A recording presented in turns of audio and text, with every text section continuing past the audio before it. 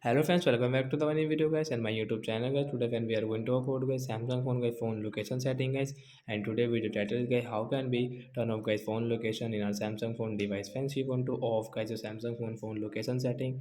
So man, how can you off it today friends? I will show you. I will tell you in this video. So friends, first of all open your phone setting guys. After on phone setting guys, you can see this tab setting and scroll it. Friends, we will click on this phone location setting. Friends, you can see location is on.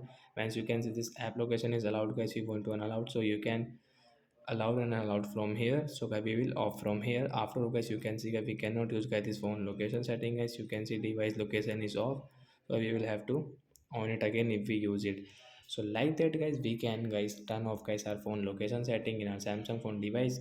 So I hope friends have understood how to off location in Samsung phone. So bye guys, we will meet on next video.